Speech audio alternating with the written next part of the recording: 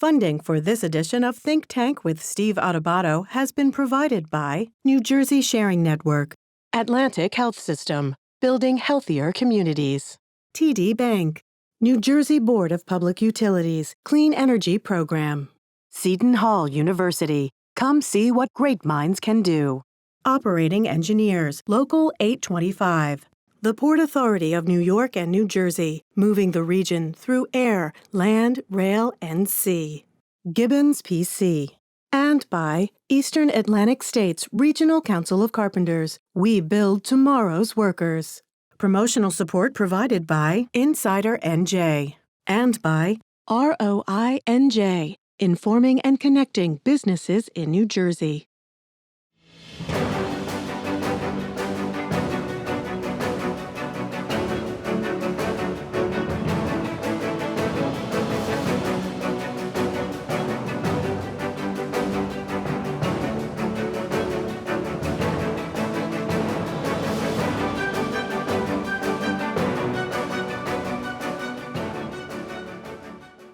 Welcome to Think Tank. I'm Steve Adubato. As always, I'm joined by my colleague, the senior producer of Think Tank. I'll get that out, Nicole Swenarton. Nicole, how are we doing today? We're doing great. Great to be with you. Let's line up this show. We've got United States Congressman Josh Gottheimer talking about what's going on, not just in Washington and how they're dealing with the COVID-19 crisis, but also he's talking about nursing homes. And also Jose Lozano at Choose New Jersey talking about business in the state. And how about Judith Schmidt from the New Jersey Nurses Association, the role of nurses? Talk about it.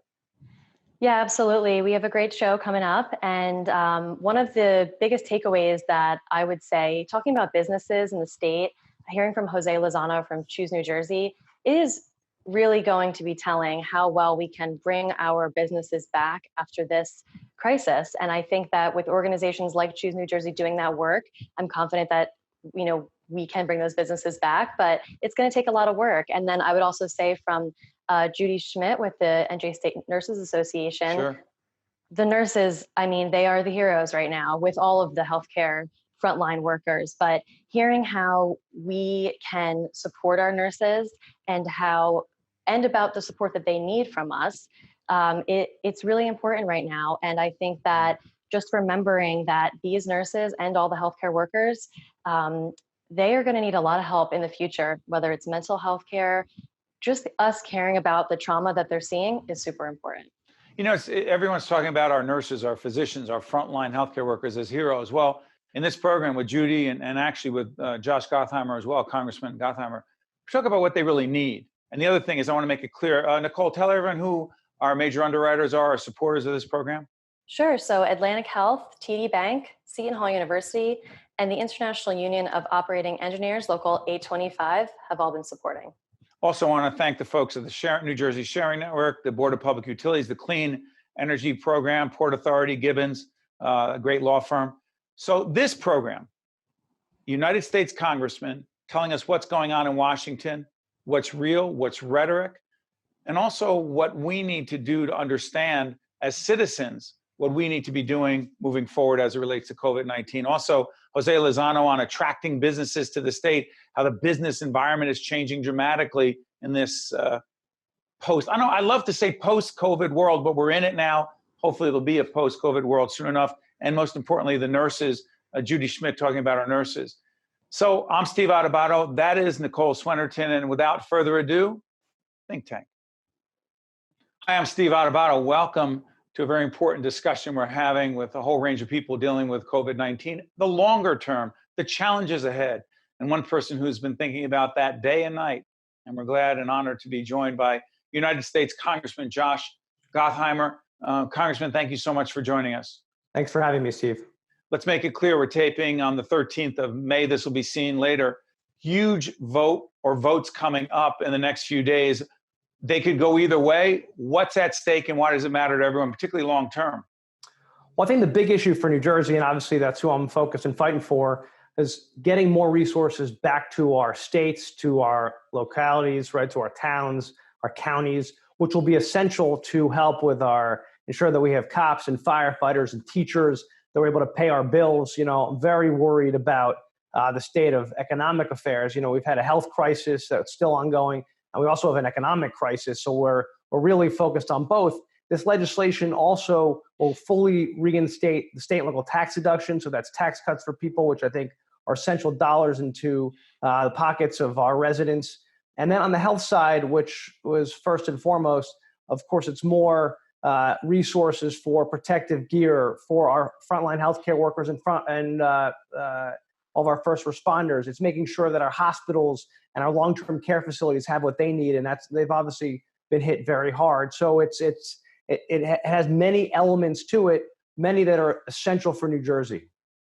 You know, Congressman, one would think that in a global pandemic like this, that we would all come together, be together. And I'm not talking about singing Kumbaya together, but at least understand that we're all in this together. But here's what I've been thinking about, and I'm not the only one. To what degree do you feel your colleagues in the House and in the Senate who come from different states, other states that are not affected, hurt to the degree New York and New Jersey and other states around us are, to what degree do you think they genuinely are concerned and worried and willing to actually do what they need to do to help those in, dare I say, bluer states, more democratic states? Or does this have nothing to do with politics and I'm all wrong? Well, I'd say one thing, and I co-chair a bipartisan group of half Democrats, half Republicans called the Problem Solvers Caucus. We've been getting together on Zooms 3 to 4 days a week. What's been consistent from the beginning of this, including the first package we passed in March, is how bipartisan this has been, how the country has come together, putting country ahead of partisan politics. And frankly, it's how we passed all these packages to date to help our small businesses, to help our people, help our frontline healthcare workers and our first responders, our heroes, and make sure we get direct support to individuals who are suffering right now, so many people out of work. So that's come, it's been a remarkable thing to see everyone come together. Now what you're seeing in the last week, which is a little disappointing, and I hope we get past it, is less of a partisan divide, but more of a regional divide. Geographical. And, it's a geographic divide, right? Some states saying, because you've got Democrats and Republicans in states like ours and in New York and others that have really come together. Louisiana, working very closely with Senator Cassie in Louisiana.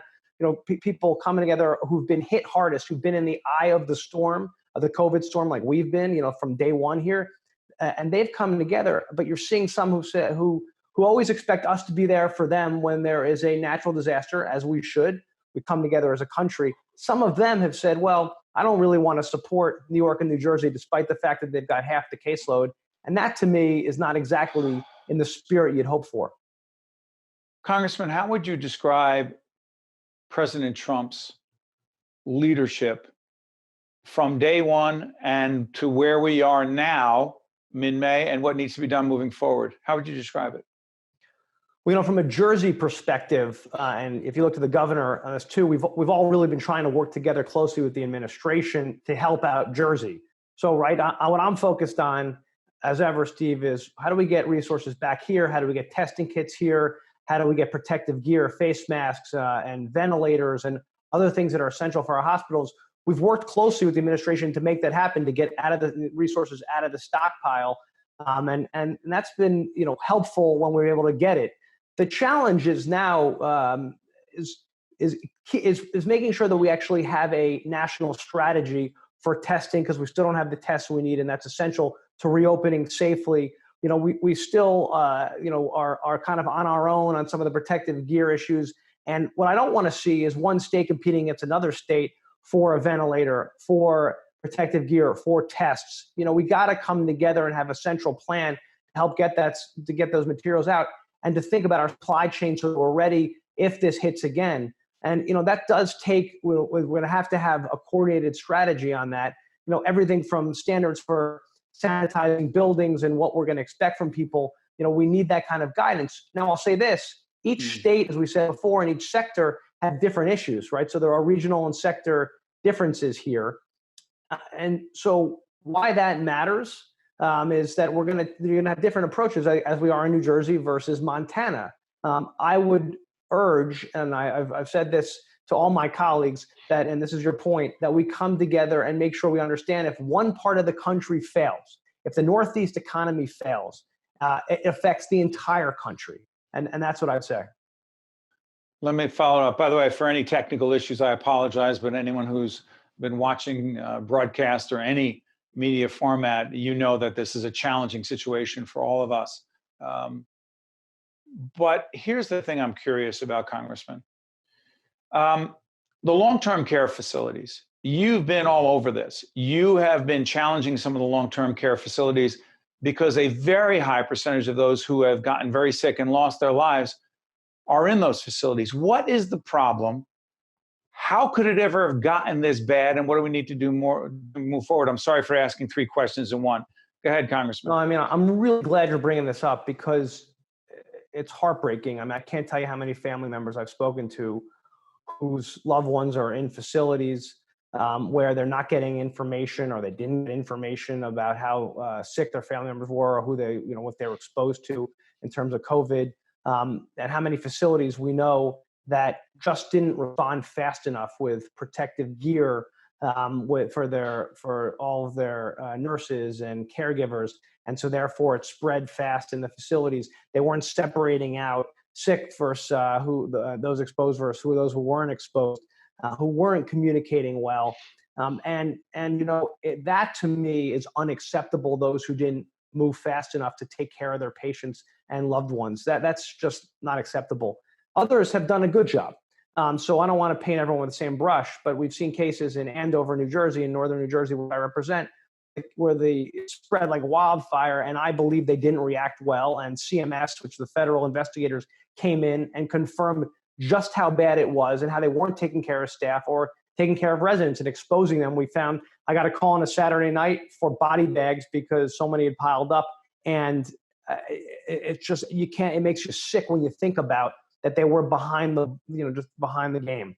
And we're going to need much tougher standards in place, much stronger state oversight. These are state overseen facilities.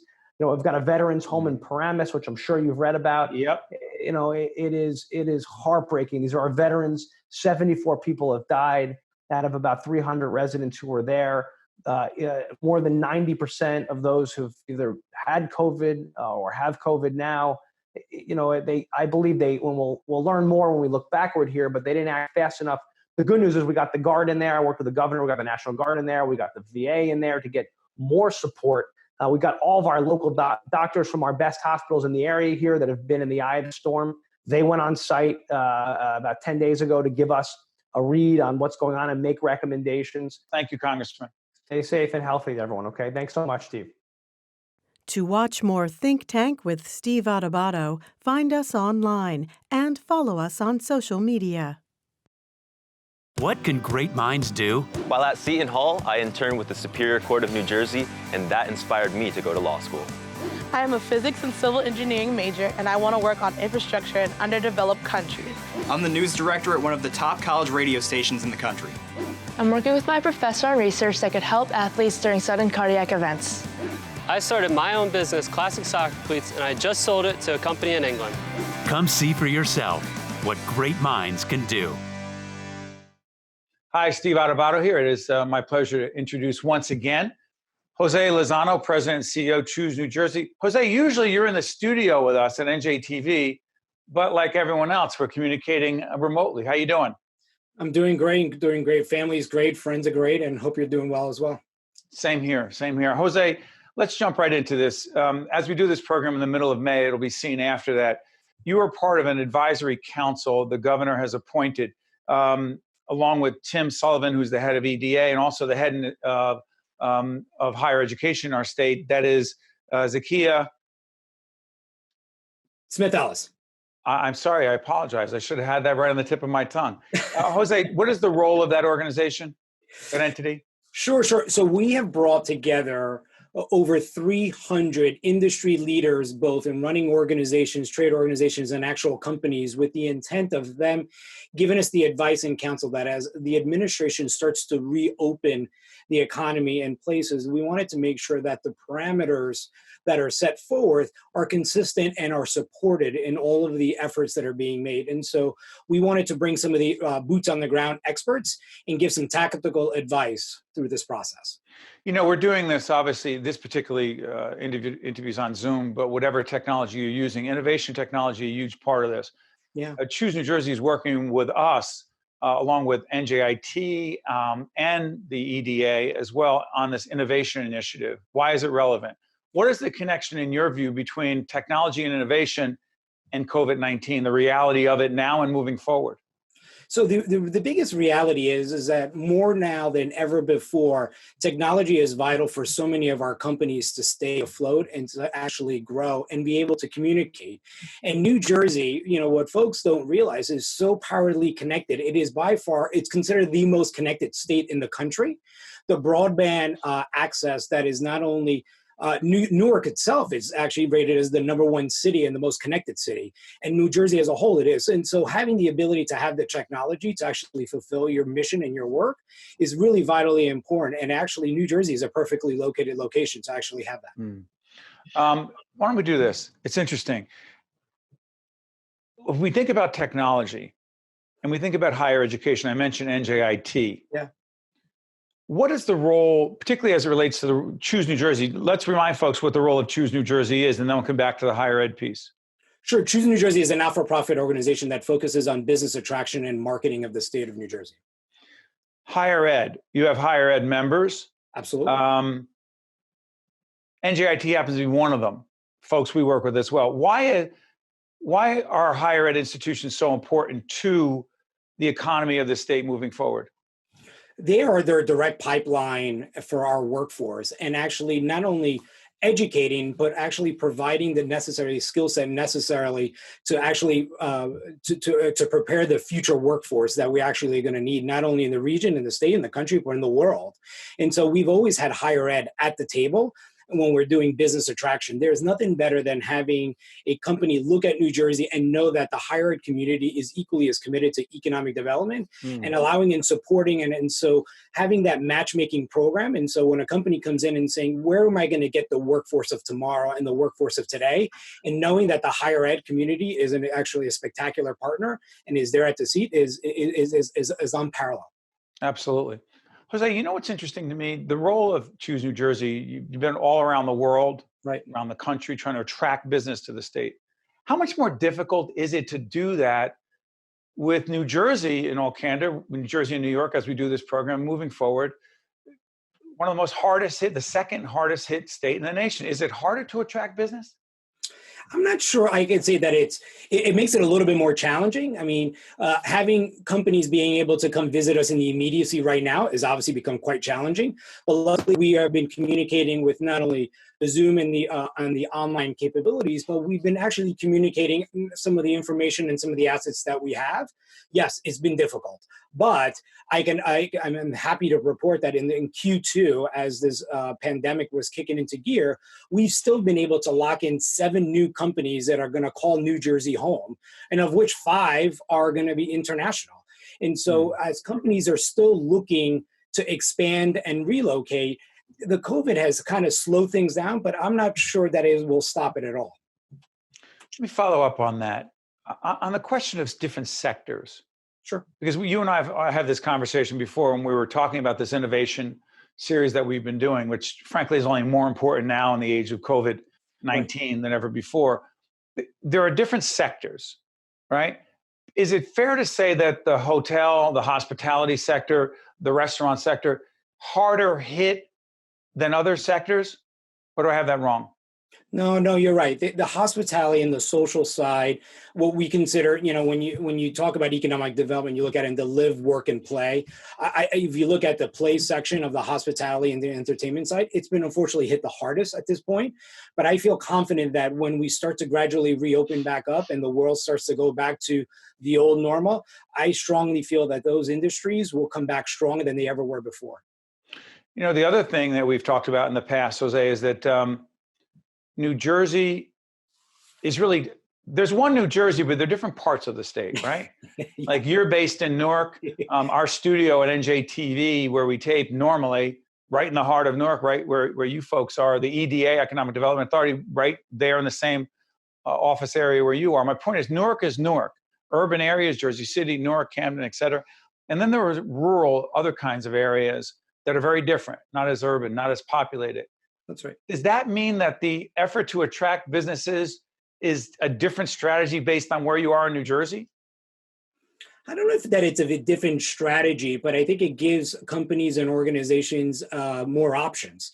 And so, when we're competing against some of the more populated areas around the country, we can say in New Jersey, if you are looking for that urban approach, that urban community with mass transit capability, we have that. If you're looking for more of a suburban to allow your employees to live a little closer to home or be able to drive, or you want to spread out more, we have those options. And if you want to have a little blend of downtown, suburban, but with easy access to urban in some of the major metropolitan areas like New York and Philadelphia, we have that. And so what I do love about selling New Jersey is whatever you are looking for, we absolutely have. And when I talk about the demographics, I remind companies that New Jersey is so diverse that it's really almost a melting pot. It's a reflection of what the country looks like. Real quick, I got a little bit of time left. Jose, give everyone the website of Choose New Jersey so they can go there and find out more. Sure. It's choosenewjersey.com, and it's full of a lot of fun stats, and you can actually see who's actually calling a New Jersey home these days. Yeah. Before I let you go, how about this one? Whatever the quote unquote new normal is, right, as it keeps evolving, describe what you believe the new whatever as we move forward and we pray and hope about a vaccine. Will the New Jersey economy, in your view, actually look significantly different? I think it will look a little different. But like I said before, I think when the COVID-19 is behind us in the rearview mirror, I think New Jersey will be stronger than it was before. Having Rutgers be responsible for saliva tests New Jersey has had really a strong positive impact on the COVID response. And I still feel strong that given the strong life sciences and the pharmaceutical presence that we have in New Jersey, at some point or another, New Jersey will have a heavy hand in the actual vaccinations or any of the cure stuff. And so I strongly believe that folks will see New Jersey as a leader in getting us through this COVID crisis. That is Jose Lozano, the president and CEO of Choose New Jersey. Jose, thank you as always for joining us. The next time, I hope and pray that it's in our studios over at NJ TV, right next to your office in Newark. I hope so. Be well, Steve. Thank you. Best to you and your family. Thank you, Jose. Thank you. Thank you. I'm Steve Adubato. We'll be right back. To watch more Think Tank with Steve Adubato, find us online and follow us on social media. Welcome back, folks. We're pleased to be joined by our longtime friend, our good friend, Judy Schmidt, who is the CEO of New Jersey State Nurses Association. Judy, how you doing?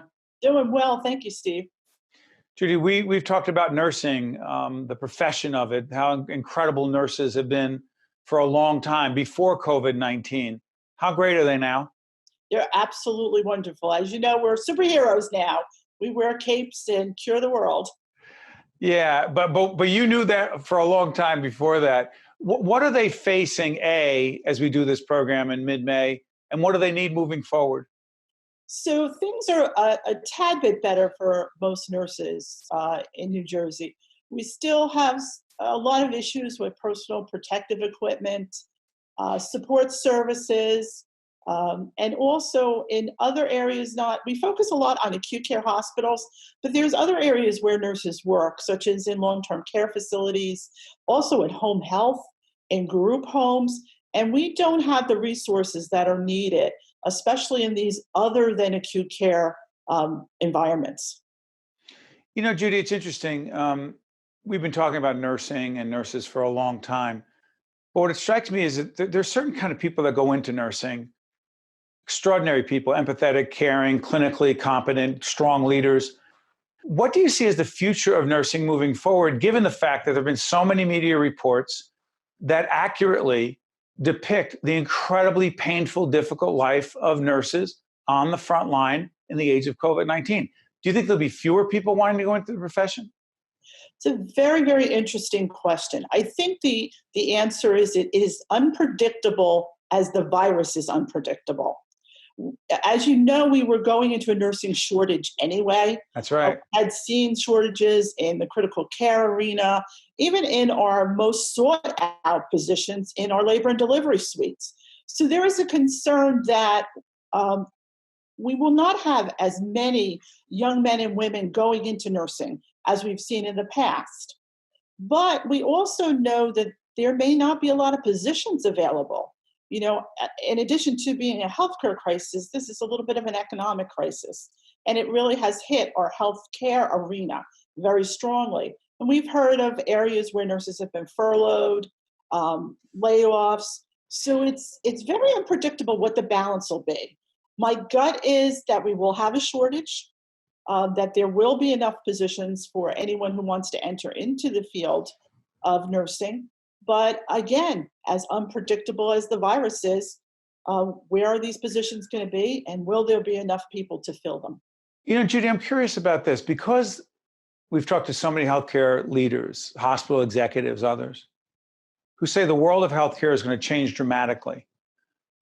Does that mean that the job of nursing will change? Meaning, I'll be more specific. If telehealth, telemedicine will be more prevalent and dominant than ever before, will it mean that nurses have to learn to communicate and interact remotely in a way they never have before? I think, yes, they will. I think we've started to do that. We know that there is telehealth. We know there are nurses that are doing telehealth now. We know there are nurses that in the past have done telehealth through phone calls with patients after discharge, or nurses that work in insurance companies that check up on patients. So we do have a little bit of that telehealth in our background.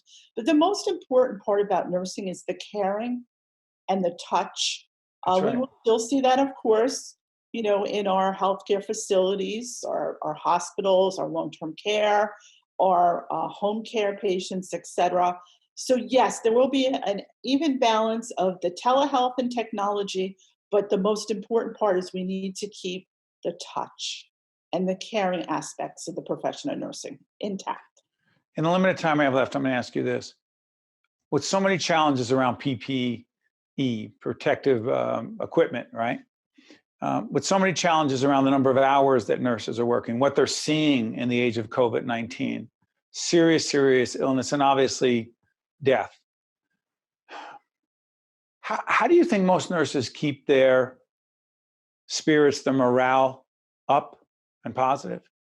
Well, I think there's a lot of ways. I think the collegiality amongst the nurses that work in those very high stressful areas, that is very helpful. I will tell you, the New Jersey State Nurses Association has a group called the Healthy Nurse, Healthy New Jersey team, and they offer every week a moral resilience webinar, live webinar, that any nurse in the state of New Jersey can join. So I think it's a matter of us all working together, talking things out. If we do find that we're too stressed, anxiety-ridden, then that's the time that we need to seek help with our professionals. We're again fortunate enough that we have psychiatric nurses in advanced practice that are all there willing and ready to help any nurse who may need assistance in coping with this extremely stressful ordeal that they've been through. Judy Schmidt is the CEO of New Jersey State Nurses Association. We've been colleagues, friends. We've done nursing programming for many, many years together.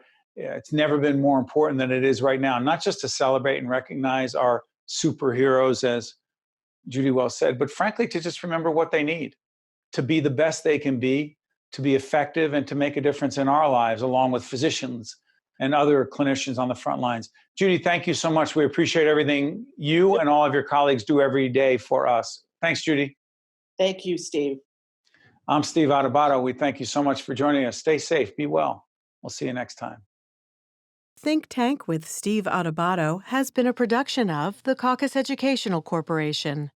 Funding has been provided by New Jersey Sharing Network, Atlantic Health System, TD Bank, New Jersey Board of Public Utilities, Clean Energy Program, Seton Hall University, Operating Engineers, Local 825, the Port Authority of New York and New Jersey, GIBBONS PC, and by Eastern Atlantic States Regional Council of Carpenters. Promotional support provided by Insider NJ and by ROI-NJ.